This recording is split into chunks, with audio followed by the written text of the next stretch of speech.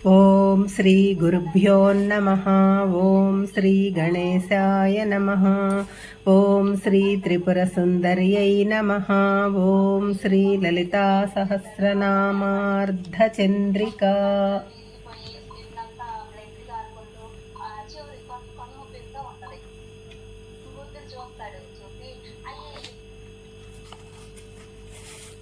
నూట 12వ నామం భవానీ.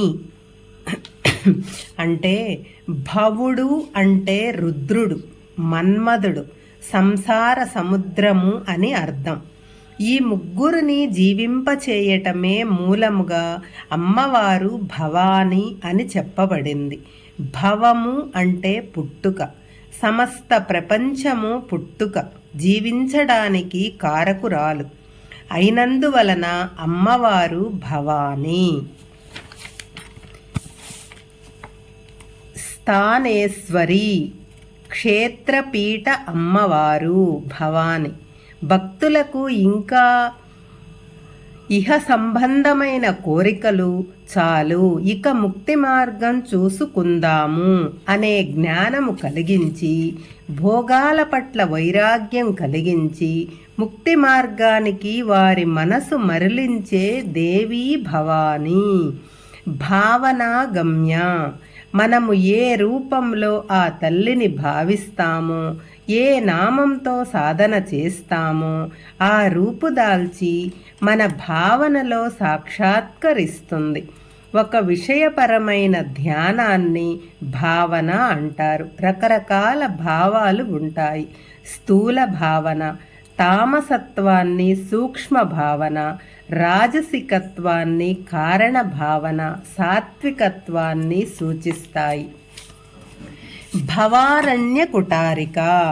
సంసారమనే మహా అరణ్యాన్ని ఛేదించి మోక్ష మార్గము తెలుసుకోవటానికి శ్రీమాత నామజపం గొడ్డలి వంటిది. ఆమె భవారణ్య కుటారిక. సంసారంలో భౌతికమైన బంధము కన్నా మానసికమైన బంధమే ఇబ్బందులను సృష్టిస్తుంది. తెగవలసినది ఈ మానసిక బంధమే. దీనిని భవబంధం అంటారు. ఈ భవబంధ ఛేదనకు ఉపయోగించవలసిన గొడ్డలి కూడా భౌతికమైనది కాకూడదు. అమ్మవారు జ్ఞానస్వరూపిణి. అందుకని జ్ఞానమనే గొడ్డలితో మానసికమైన చిక్కులను విడదీసుకోవచ్చు. భద్రప్రియ. శుభములు శ్రేష్టములైన వాటికి ఇష్టమైనది. భద్రుడు అంటే శివుడు. సంప్రదాయములకు సత్ప్రవర్తనకు రక్షణ చేకూర్చే ఈశ్వరుని ఇష్టపడునది. భద్రమూర్తి.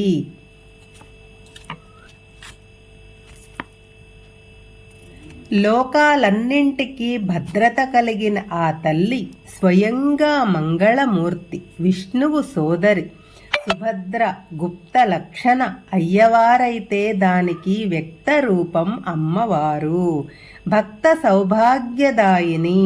శరణాగతి పొందే భక్తుల పాలిటి సౌభాగ్యదాయిని ఆ తల్లి. 4 రకాల భక్తులకు ఆర్తులు, జిజ్ఞాసులు, అర్ధార్థులు, జ్ఞానులు సౌభాగ్య లక్షణాలను ప్రసాదిస్తుంది. భక్తి ప్రియ. అమ్మవారి సాన్నిధ్యంలో తాదాత్మిక స్థితిని పొందేవారికి భక్తులు అంటారు. జీవులలో ఈ లక్షణం అంటే అమ్మవారికి ఇష్టం. వాత్సల్యము, స్నేహము, భక్తి ఈ 3 ప్రేమ యొక్క రూపాలే.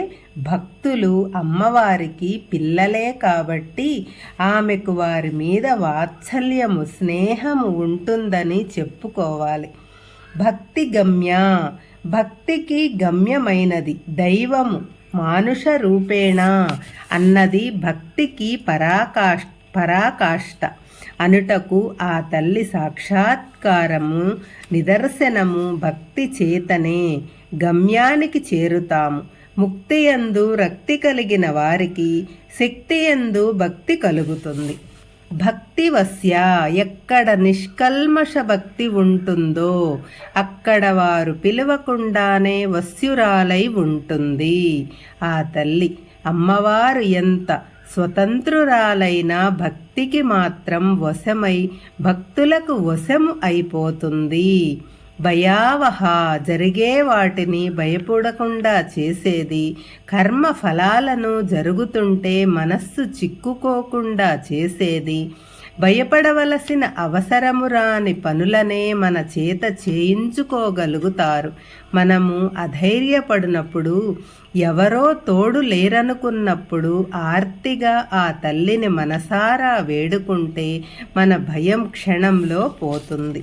శాంభవి శంభుని భార్య శాంభవి అరమోడ్పు కన్నులతో ధ్యానంలో జగన్మాతను అంతర్ముఖుడైన భక్తుడు దర్శించే ముద్ర శాంభవి ముద్ర. ఆ ముద్ర అమ్మవారికి ప్రీతిపాత్రమైనది.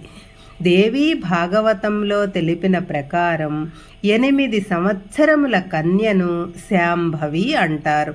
శారదారాధ్య శారదాదేవి చేత ఆరాధింపబడినది.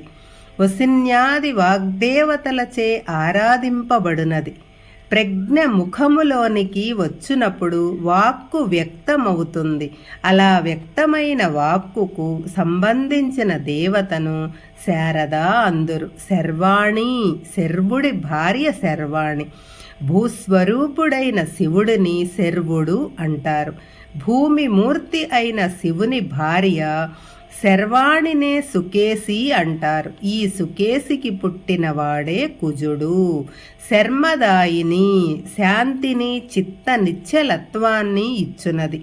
భక్తులకు సుఖము, మానసిక శారీరక సుఖము, తృప్తి ప్రసాదించి కేవలము ఇహ సంబంధమైన సుఖములేగాక అలౌకిక సుఖ శాంతులు ప్రసాదించే తల్లి శర్మదాయిని. శాంతి లక్షణము ఉన్నవారే శర్మలు బ్రాహ్మణ